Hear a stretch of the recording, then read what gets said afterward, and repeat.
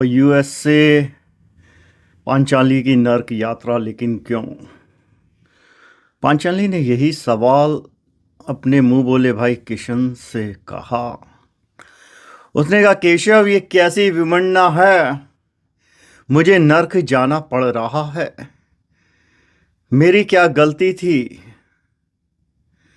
किशन मुस्कुराए। किशन ने कहा, पांचाली, तुम भूल गई महाभारत की जो घटना है, तुम उसकी बहुत बड़ी जिम्मेदार हो। जब तुम इन पांचों भाइयों की पत्नी हो गई और दुर्योधन तुम्हारे यहां आया और वो मायावी जल में गिर पड़ा, तो तुमने कहा, अंधे का बेटा अंधा ही होता है। तुम्हारे अंदर करुणा नहीं थी क्या? शिष्टाचार नहीं था क्या? जो भी था, तुम उसकी भाभी थी। भाभी तो मां समान होती है। एक मां अपने पुत्र को ऐसा कैसे कह सकती है?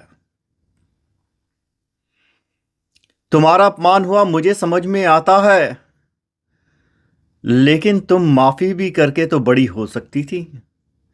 वो बालक थे तुम्हारे लिए, उन्होंने गलती करी, लेकिन तुमने तो अपने केश ही खोल दिए और ये प्रतिज्ञा ले ली, जब तक उसकी जांग ना टूटेगी तुम ये केश नहीं बांधोगे। तो हमारी गलतियां तो होती हैं, वही कर्म है जिसका हमें परिणाम भुगतना पड़ता है।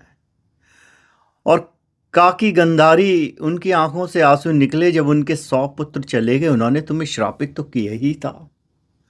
वो तो सन्यासन है, अगर उन्होंने जो कहा था वो तो होना ही था। तो यहाँ पे मॉरल ये है, हम अपने जीवन में किसी की डिसेबिलिटी का, वीकनेस का, स्पेशल नीड का मजाक उड़ाते हैं, बुली करते हैं, जो पूर्वी में काफ़ी कॉमन है। हमें लोगों के लिए करुणा समझनी चाहिए। जो आज उनके साथ है वो शायद कल हमारे साथ कभी भी हो सकता है। और दूसरा, लेट इट गो। अगर सामने वाला गलती करे, शायद उसे माफ़ करा जा सके, या एक आंख के बदले आंख, तो पूरा विश्व क्या होगा? क्योंकि हाथ के बदले हाथ, तो फिर कोई हाथ ही नहीं बचेंगे। तो जो प्रेम है वो अंदर से होना चाहिए, और लोगों के लिए प्रार्थना करनी चाहिए कि उनके अंदर सद्भावना जागे, करुणा जागे, जिससे ये